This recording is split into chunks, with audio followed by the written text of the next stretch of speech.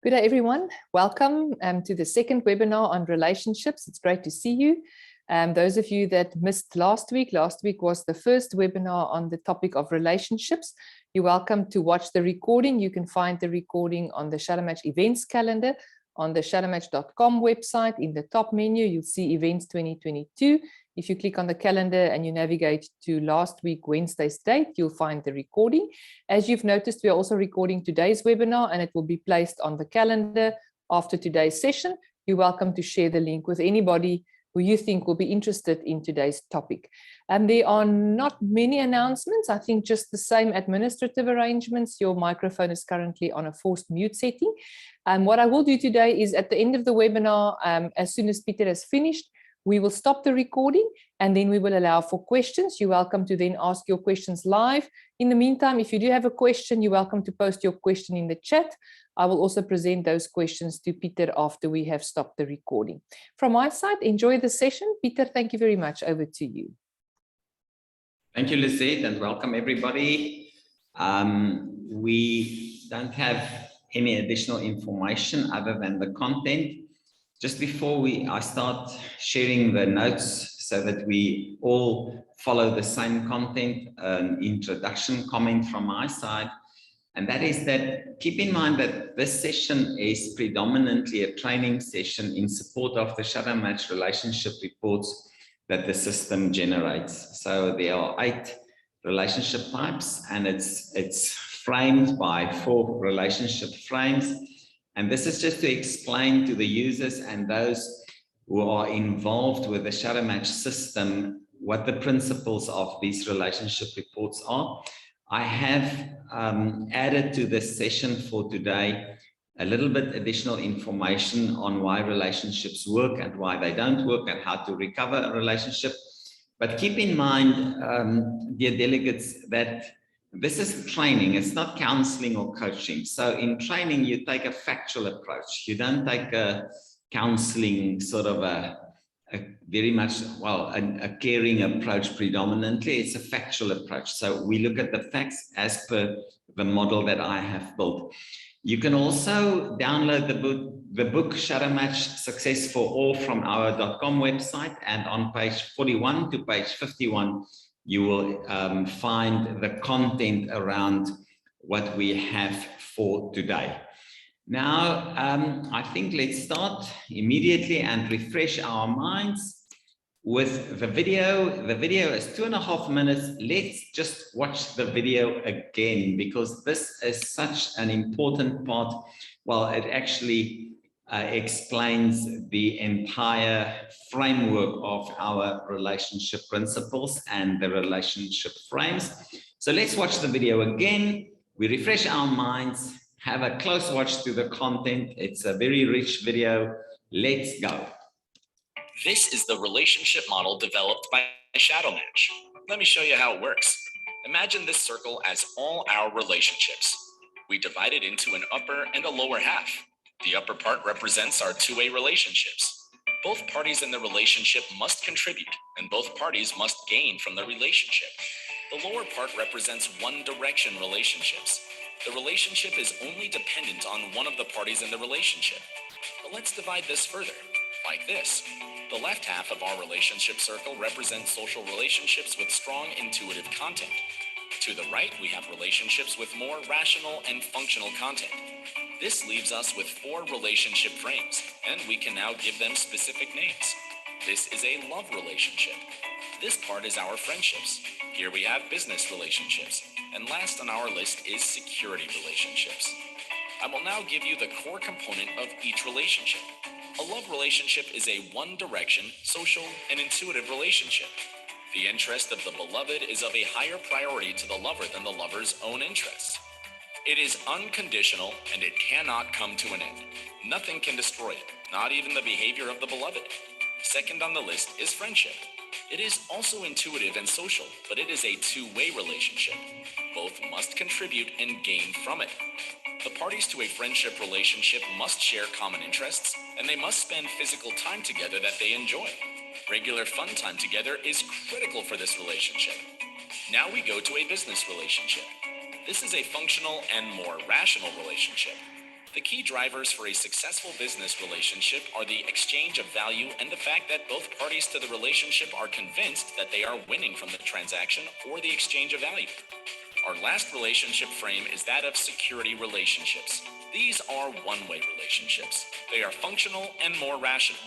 In this complex relationship, the one party needs the other for security of some sort. The party in need of security will do what is necessary to secure the relationship to gain the needed security. This could be for financial, emotional, physical, or employment security. Remember, being successful with your relationship is one of the cornerstones of success and happiness. At Shadow Match, we build systems that build success for all.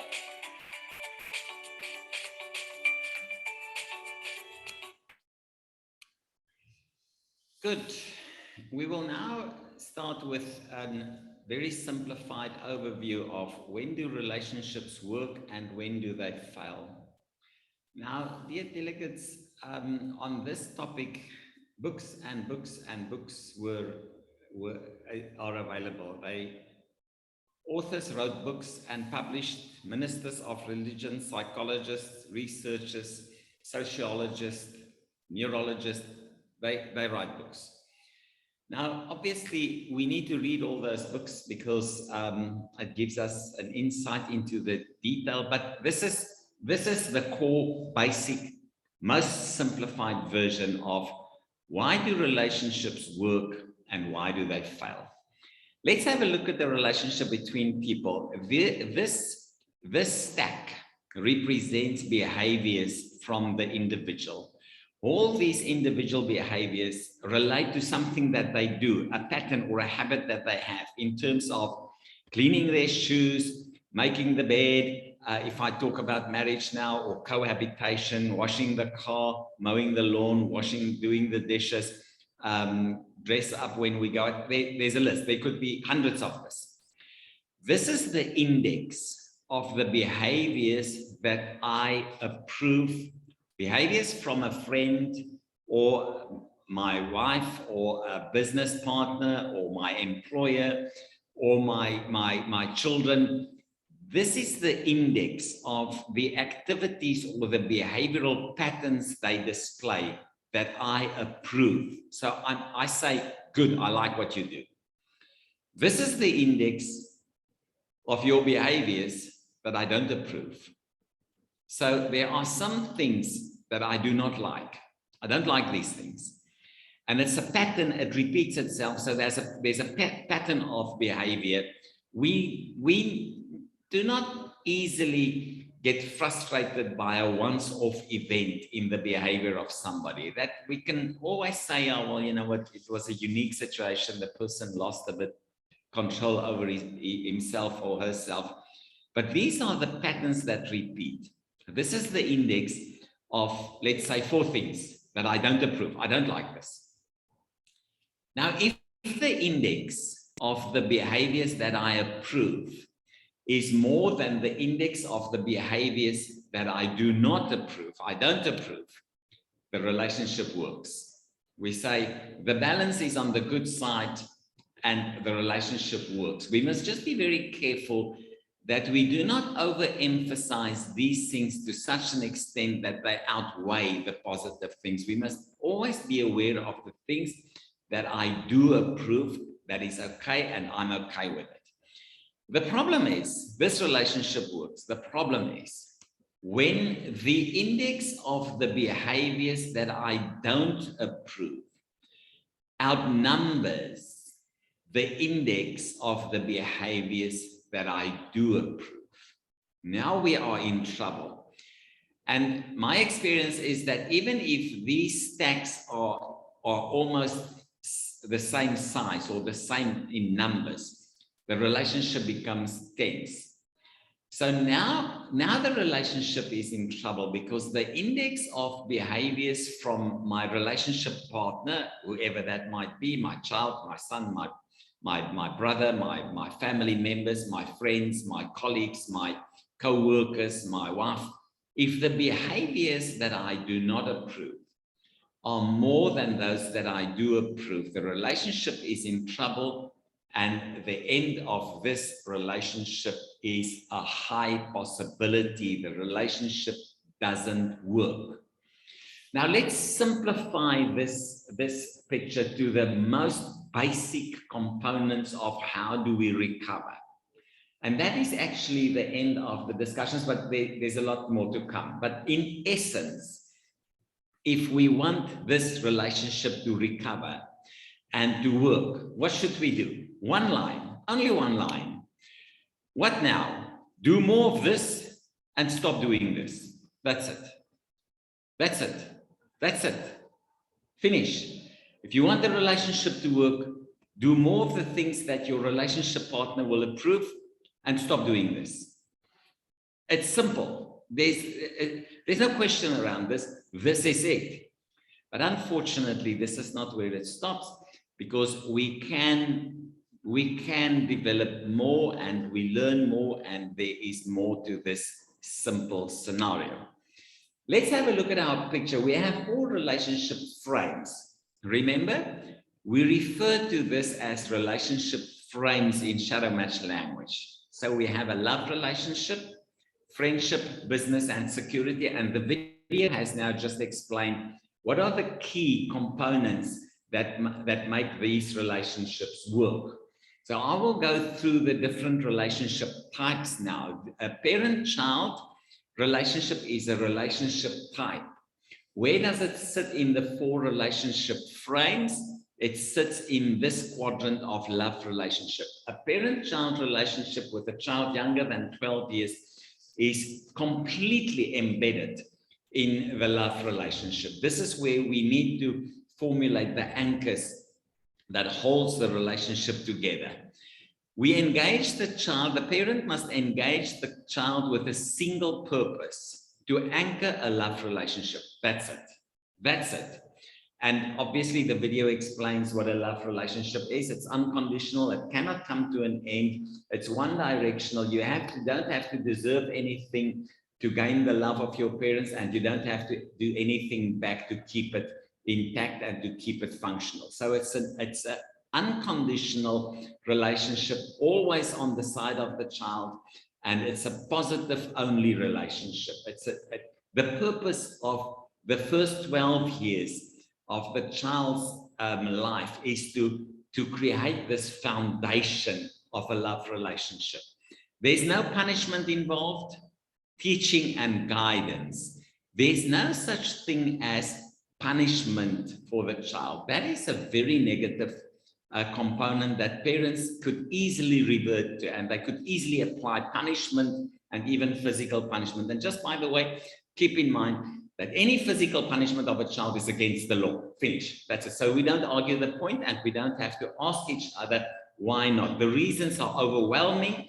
I can give it to you if you want it, but the basic principle is it's against the law. You can't do it. So then the parents must be firm and final in their teaching and guidance, but not aggressive and confrontational. Firm and final means this is how we do it, end of the discussion. And there's no room to play around because it's anchored in a love relationship.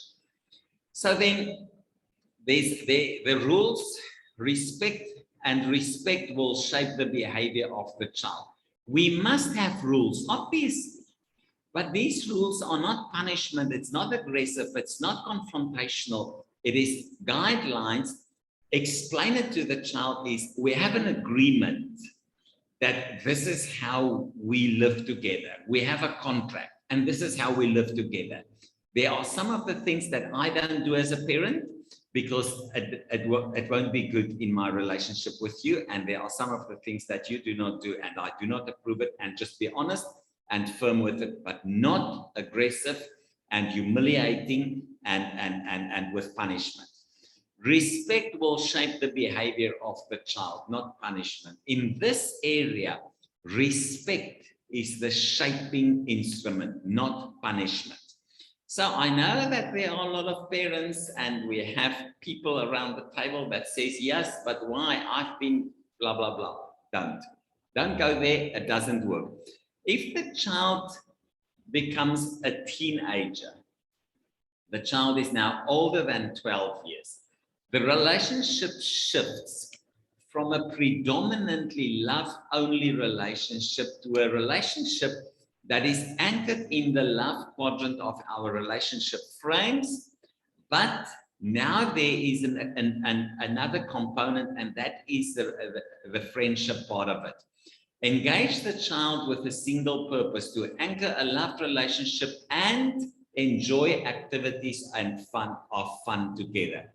Now there's the component of friendship starts to grow, and it becomes more active as part of the relationship. We can do things together. We can go to the cinema. We can go to the circus. We can play tennis. We can go play golf. There are a lot of things that we can start doing together because the child is physically in a much stronger and capable position. Obviously, for many parents, this phase can start a bit earlier, but for some parents, this could only start a bit later. It's just a sort of a cut line. 12, 13 is a good indicator of where to start with this. So to anchor a love relationship and enjoy activities of fun together, that makes it a relationship that sits in both these quadrants. Working moments must always also be fun. Now, dear parents and consultants and coaches and advisors and counselors, we must not teach our children that work is a form of punishment. We must teach our children that work is a privilege to enjoy. Work is something we love. How do we teach them the fact that work is something we enjoy and we love it? We have an example. We must be the example of somebody who enjoys working, somebody who enjoys the daily chores of life. And we must set the example for our children so that they also learn to love their work and to enjoy the things that must be done. Tasks in and around the house must also be made positive and fun. The best thing parents can do with these tasks, these things that need to be done in a household, is to make it fun, to make it a game, to play a game with it, to have a competition around it, but to enjoy it with a child in a way that there's something in it. There's a play, there's a game to be played, and a fun thing to win or to lose in the process, so that the child enjoys the work, but also being with the parent in this situation. And this is the best way of teaching the child to enjoy what must be done. I once had a friend many years ago, and we looked at somebody mowing the lawn, and I said to him, Johan, how would you react if this was your job? And he said something that made such an impression on me. He said to me, Peter, if I was responsible for mowing the lawn, I would make fun out of it, I will enjoy it, and I will be the best one in town. That's what his parents taught him, to enjoy whatever you do and make fun of it. Because the moment the parents set an example that work is punishment, then we are obviously running into big trouble if the child starts to grow up. A love relationship obviously sits fair and square in the love quadrant. The relationship is a pure relationship of holistic caring, joy, and focus on the best interest of the beloved. This is it. This is it. The lover takes the interest of the beloved as a higher priority than his or her own interest. This relationship does not end. It doesn't expect anything back in return. It is a relationship of serving the best interest of the beloved.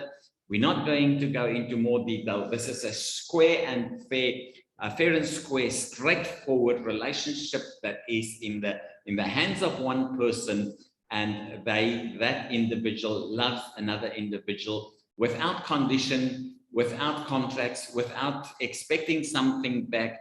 And the beloved has the interest, well-being, and the happiness of the beloved is of a higher interest than the lover. Family sits here. Family works best if the relationship is anchored in a love relationship, but it functions in the space of friendship. So family, and what the family circle is your immediate family. In other words, the brothers and sisters, the brother of your father, your uncle, or your aunt, nephews, nieces are a bit far away, but it could be that they are part of this inner circle of family. But a family relationship works best if it functions in the space of friendship, but it is anchored in a love relationship. So there are strong anchors of a love relationship that carries it. The love component carries the weight of unconditional caring and a relationship that never ends. We do not end family. You cannot stop being your brother. Somebody cannot stop being my brother. It's just not, it doesn't happen. You cannot unbrother somebody. So despite the fact that I might be in a dispute with my brother, I cannot unbrother him. I cannot end the fact that we are brothers. So it functions as friendship with an underlying anchor of a love relationship. That is where the security of a family relationship sits, in the love that they must have for one another. The next one on our list is friendship. Friendship has critical components, common interests that work. There is no sense in having common interest with a friend, but we don't do anything about it. Let's say I am friends with Andre, and Andre plays golf, but we never play golf together. Or Andre does mountain biking, but we never go mountain biking together. So it must be common interests that work. We must either have a very active discussion around some of the topics, or we must do it together, but the common interest topics must be active in the relationship. Physical activities enjoyed by the friends in the relationship for fulfillment and fun. This is a critical component of a friendship. We must do physical things together that we enjoy. It must be we go fishing together, we enjoy it, we go for the weekend, we fish and we go sometimes as families together, and the bonding of the relationship sits in the glue of doing things together that we both enjoy. We share this joy out of the activities that we do together, and it could be anything. It could be collecting stones or whatever it might be, as long as the common interest works. Physical distance plays an important role. This is in the process of changing. People get it right to be friends on social media with other people that they have never seen or met. Now, there's not enough research done on this in terms of the sustainability of these relationships that are not physical, but physical distance. The traditional framework is that if the relationship is between people that are more than 20 minutes travel time away from one another as a permanent residence, the relationship starts to decline in terms of the cohesive structures that hold it together. So physical distance is an important role in the building and upholding of a love relationship. Then there is a strong component of caring, but within reasonable boundaries and not unconditional. This is important. Yes, friends do care for one another, but not in the same way that I care for the ones that I love. The caring that I have for the people that I love is unconditional. It has no boundaries. I do whatever it takes in the interest of the beloved. That's it. In friendship, yes, I do care, but it's not without boundaries. It's not unlimited. It's not unconditional. It carries the conditions of a working friendship, active friendship relationship. And obviously, friendships can very easily come to an end and they are always sort of in risk of becoming a relationship of the past, that they end easily. Then with teacher-learner, that's one of the reports that the system generates. And work relationship, a work relationship is for people working together as colleagues, employer-employee relationship, but also people who do business with one another. Remember, dear delegates, if I buy a car from somebody, it's not a relationship, it's a moment, or it's an event. I don't see the car salesman every week. Well, hope not. I hope not. But if you buy something from somebody once off, it's not really a relationship. It's a moment or a contact event. It's an event of engagement. If I sit in the bus next to somebody, it's not a relationship. It's a moment of being together. So we must be very aware of the fact that moments with people are not relationships. A relationship is contact with person over a period of time, regular contact with that person. So these are all business relationships. These are pure business relationship. It is an exchange of value. Let's stop there. A business relationship is always about an exchange of value. The one party must give something and the other party must give something back. That's why it sits in the frame of a bi-directional or a two-directional relationship. Both must experience that the transaction is fair. If they do not both experience the transaction to be fair, the relationship is at risk, and the one would feel that they are losing out on this deal and they might cut the relationship.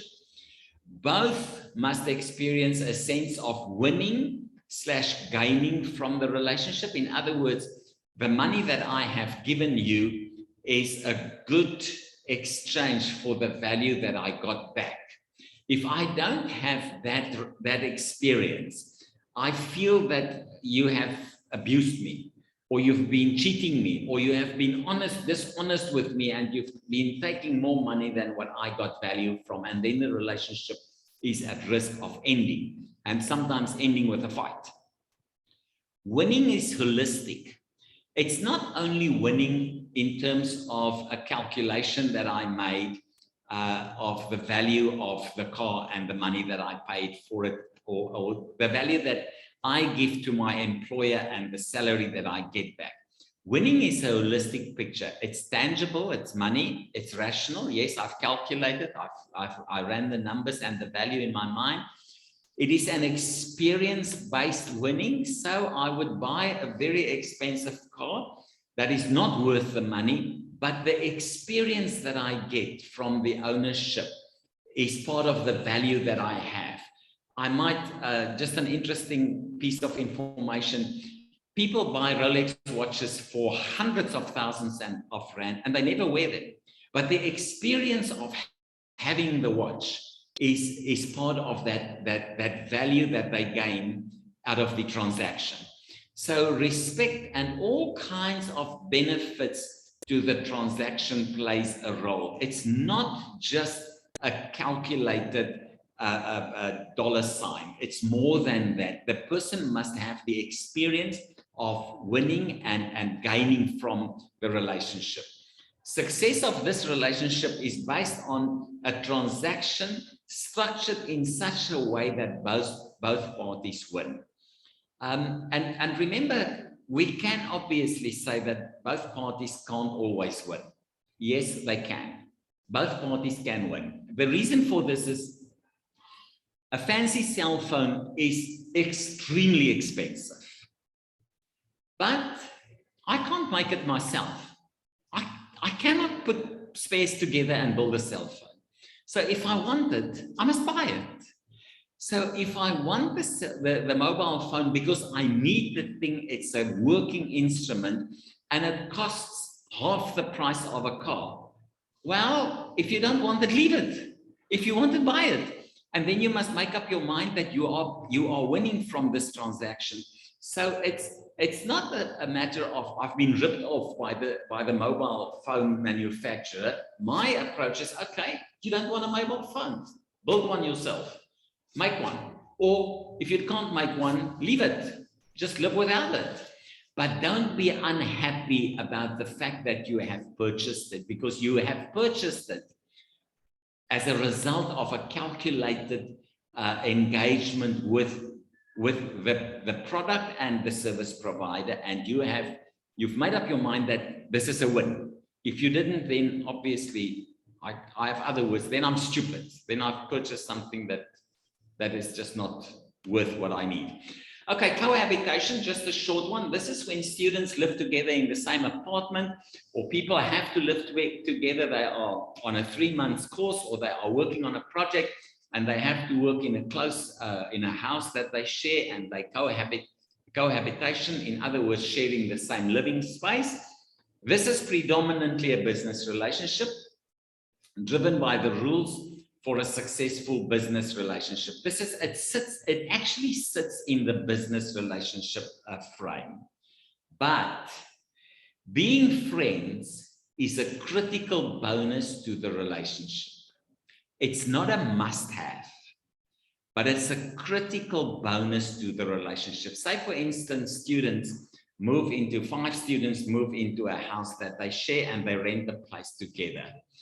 It can work as a pure business relationship.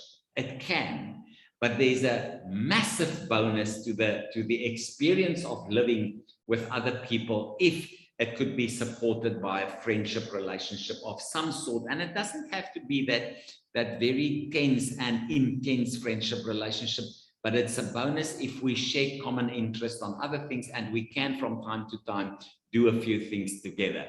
It can work as a pure cold business relationship, but it works better if there is a component of friendship in it. Now we come to one of the second last one on our list, and that is a security relationship. And this could be any of the above. Any of the above plus the one to come. We have one outstanding that we need to deal with. Can become a security relationship. This is trouble. This is a relationship where one of the parties in the relationship, sometimes both, doesn't want the relationship, but they don't have a choice. So they don't want the relationship, but they can't get out. They don't want to work for this company. That relationship doesn't work. They hate every moment of it, but they can't. They don't have a way out. They can't go anywhere. They're not qualified. They are not in the living space and time and phase of their lives to make a change. Sometimes they get a salary that is so big and so much money that they will never find it anywhere else with their qualifications and what they have available to offer an alternative employer. So they are stuck. They don't want to be there, but they don't have a choice. Their lives can't function without the relationship. They cannot carry on with a meaningful life if they do not uphold this relationship. There is a fear that keeps them in the relationship. This relationship is predominantly driven by fear. That's what keeps them here. They do whatever is necessary to keep the relationship such that they get what they need from it.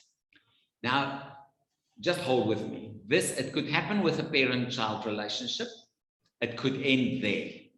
It can happen with friendship when they start a business together. It doesn't work, but they can't get out of the business because then they've got to pay the investment of the friend out, and they don't have the cash. They have to make the relationship work, and then it ends here where we sign contracts and we negotiate and we have board meetings with our lawyers at our side. So then it becomes a security relationship. It's driven by fear and not having a choice. Marriage has a high risk. We'll go into the detail now. So we must try and keep relationships away from this frame, this relationship frame, because this is a troubled area of stress, fear, and forced behavior for the returns that the relationship gives us. Now we go into marriage. Now, dear participants, switch on your minds. This is our most challenging relationship. Let me share something with you. The first thing is, don't mix these relationships. And if the relationship is by nature one that needs two quadrants, like parent-child here and family, it creates complications. It makes the relationship complicated. Those relationships, if the relationship is by nature a mixture of these frames, the relationship is tough. Marriage is by nature, it sits in all four of these frames. So this is the best position for a successful marriage. It's predominantly a love relationship with a lot of friendship in it. But unfortunately, in every marriage, we have to look at the budget. And we have to say to a husband and wife, you know what, those golf clubs you buy, do you think it's a good idea to buy them now? Do you think that whatever, there's a business part of it that must be this, that is the nature of a married couple, unless obviously they have enough not to talk about money, but then there might be other business transactions in the relationships that are more trouble than just money. So then there's a security component in it. What time are you coming home? I don't want you to be alone in the dark on the road. Where can I come and fetch you? These are all security issues. I don't want to do it, but I have to do it because I am scared. Let's say, for instance, a child is at some late evening event. The child doesn't want their parents to come and fetch them. They don't want to be in this security frame. But because of the reality of our world, it has to be done. So there's a component of security in some relationships that we just cannot end. And in marriage, the security component can become quite big. It can become quite an issue. All depends on the situation of the couple. So the dominating components must be that of a love relationship with the joy of friendship. So it must sit there. It must be dominated there. Both must understand that the business part and the security portion is a must, and it should not influence the primary frames of love and friendship. This is such a rich sentence. Both husband and wife, both in the marriage, must understand that these components that are rooted in business and in security are must-haves. We don't have a choice, but they must not influence the dominating part of friendship and love between us. So it's a must-have, and it should not influence the primary frames of our love and friendship. So this is what makes a marriage relationship very tough. But I want to discuss this in a bit more detail. And the reason for this is embedded in sentence number 1. Marriage is our most challenging relationship. And this is without doubt. There's no question about it. It is without doubt the most challenging relationship that we have in our lives. So let's have a look. What is it? This is what people say. So we start with a relationship of a pure love relationship, when obviously when people meet, they fall in love with one another and they are convinced that the relationship sits here, but sooner than later they get married, and then it's not the only thing. They have to do things together, and now some new realities. If the relationship moves into friendship, this is what they say, because they miss something. They say, I enjoy my husband, wife, my partner, but our relationship is empty. This is what they say. They say, I have a wonderful partner or a husband or a wife, or whatever we call it. But it's an empty relationship. We enjoy a lot of things, but there's something missing. They say, they report that it is shallow. There's no depth in the relationship. There's no serious connection in the relationship. Yes, we play golf. Yes, we go on a camping weekend. Yes, we go fishing together. But you know what? Something is not there. We don't have that something special. That's what they say. And what happens then is the friendship relationship has been overloaded, and the marriage comes under stress. A friendship relationship has got a certain capacity of carrying people. If you overload that capacity, if friends come too close, there's an overload of the capacity of the relationship to work, and it then starts to overheat. And it's then all kinds of troubles start to emerge. So this is what they say. But the marriage can move in another quadrant. It can move there. What do they say? I experience being under pressure all the time. I have to perform. That's business. I have to perform. I'm under pressure all the time to deliver. That's business. There are always certain conditions I have to meet. That's business. The things I do are never good enough. That's business, because I do not feel the rewards that I want. I'm always aware of the fact that I have to be better and I have to do more. That's business. I always feel that I have done something wrong. That is business. The relationship, the marriage is in deep, deep trouble. This relationship is in deep trouble. And the next frame that this relationship will collapse into is it might sit there. I don't want to be in this relationship, but I'm stuck. That's what they say. I've listened to these stories hundreds of times. I can't get out. I will not be able to survive if I leave. I'm not a person that can live alone. I need the money. I have a good home to live in. I hate the situation I'm in. This marriage is a security relationship. It's not a functional marriage. So the question now is, how do we recover? Remember the slide where I said, stop doing these things and do more of this, where we say we approve and we disapprove?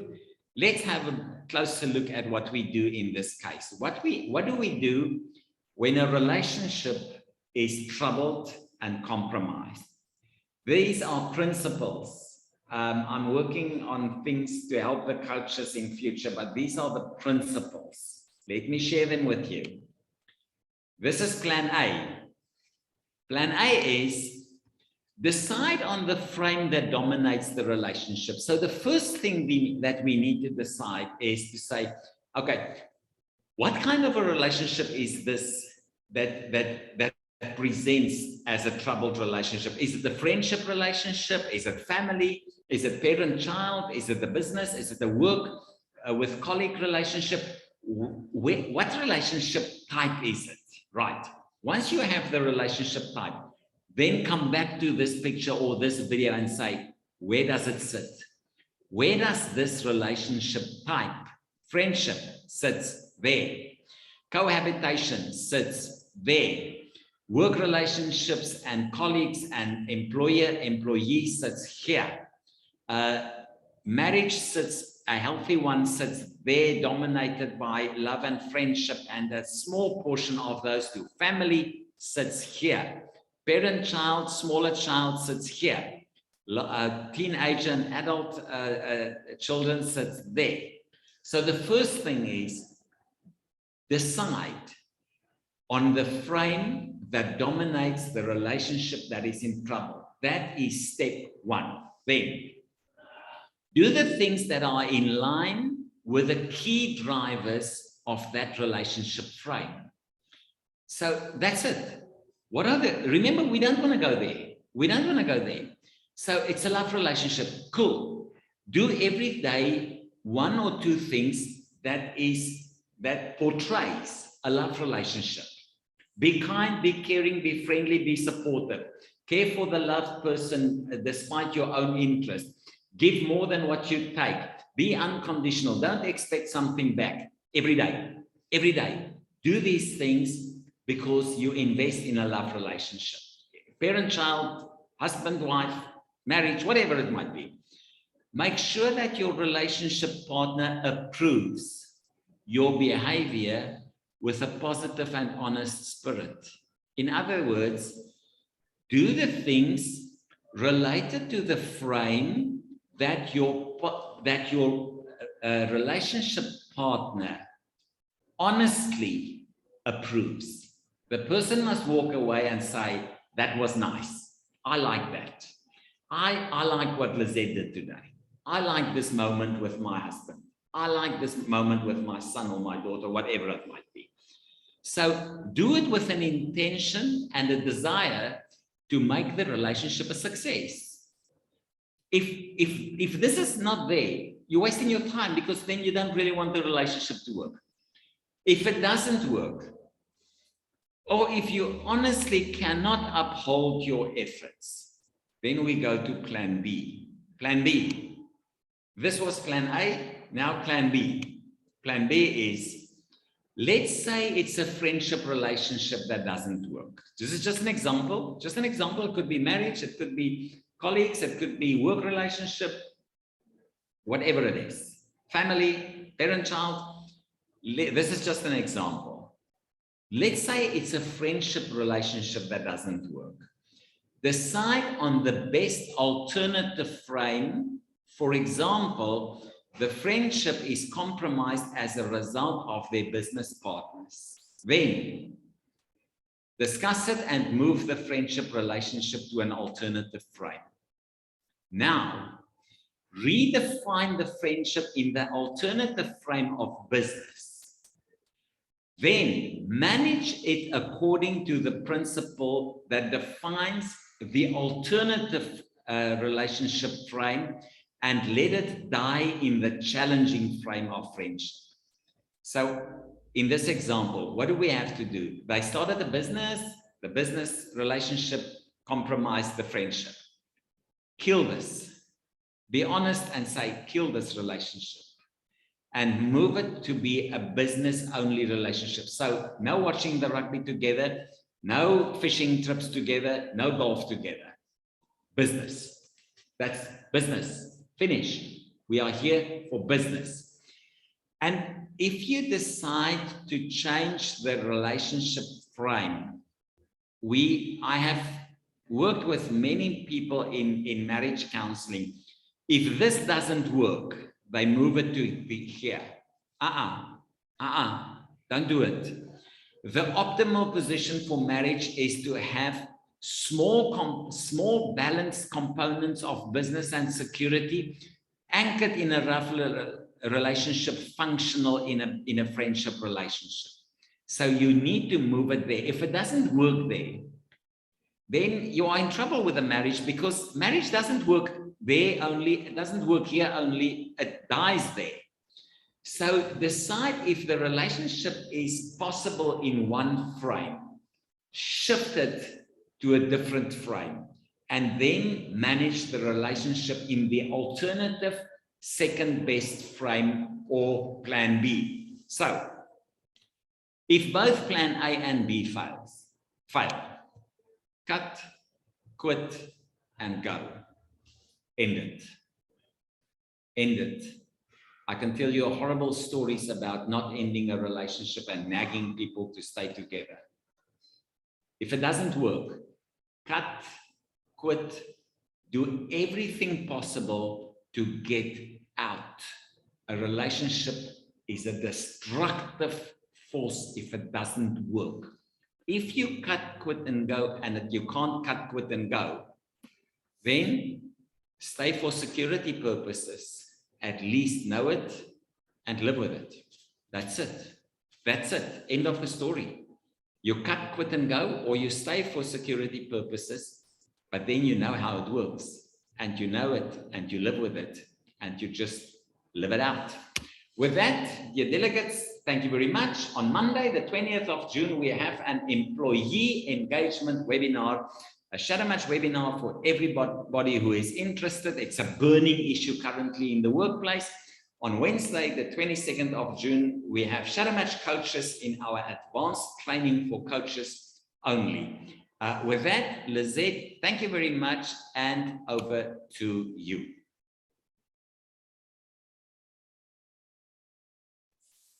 Thank you very much, Peter, for another insightful webinar. Very good content. I'm sure everybody enjoyed it. And I think many people will probably use the link and send it to other parties who they think should also hear this. From my side, there were no questions. And what I'm going to do now is I'm going to stop the recording, and then I will allow for people to ask questions live. Like always, I will enable the setting for you to unmute your microphone, and then you're welcome to go ahead. Thank you very much for your attendance. Those of you that need to run, you're welcome. We are not going to record the questions. So if you do want to listen to the questions, stay on for a little while.